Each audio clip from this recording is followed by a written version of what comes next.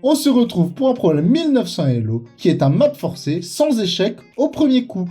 Et donc, comme on peut voir, notre tour H8 contrôle la colonne H, puisqu'il n'y a plus de pions devant le roi, devant son roc, et ce roi est un peu bloqué par ses deux pions et sa tour.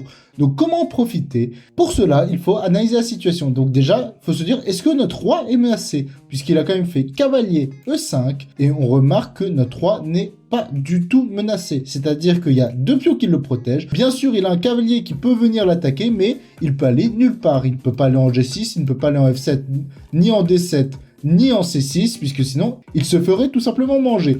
Et il ne peut pas ramener sa dame, puisqu'on a nos pions qui couvrent, et donc il n'a pas de menace. C'est nous qui pouvons prendre l'initiative à ce moment-là, et on peut se demander comment mater en 2 ou 3 coups l'adversaire. Comme je vous l'ai dit, la colonne H est complètement découverte, et pour pouvoir profiter d'une colonne, il faut qu'on ait 2 pièces sur la colonne qui la contrôlent pour pouvoir les mettre nos pièces n'importe où sur la colonne. Et est-ce qu'on a un coup pour ramener une pièce sur cette colonne?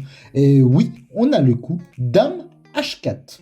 Donc Dame H4, qu'est-ce que fait ce coup? Il menace tout simplement mat en 1. Il menace soit Dame H2 mat, soit Dame H1 mat. Et donc, lui qui ne peut pas nous faire d'échec, puisqu'on a vu que notre roi n'est pas attaqué, il a seulement 3 coups pour essayer de nous empêcher de faire mat. Alors le premier coup, après notre coup Dame H4, c'est pion G3, mais à ce moment-là, on a Dame H2 mat ou bien Dame H1 mat dans tous les cas, puisque même s'il libère la case G2, à ce moment-là, avec notre dame en H1 ou en H2, il ne peut pas aller en G2 puisqu'on contrôle complètement cette case. Donc, sur Dame H4, le coup G3 n'est pas bon. Et donc, l'autre coup serait de bouger la tour, mais à ce moment-là, Dame H2 n'est pas mat, puisqu'il pourrait bouger le roi, mais Dame H1 est mat, puisque même s'il bouge le roi, on pourra manger ce roi, donc il sera mat. Et le troisième coup, après Dame H4, c'est le coup pion F3, et c'est là où il ne faut pas se précipiter, il ne faut pas se dire « Ah bah je vais aller mater direct avec ma dame », puisqu'à ce moment-là, il n'y a pas mat, et il peut s'enfuir.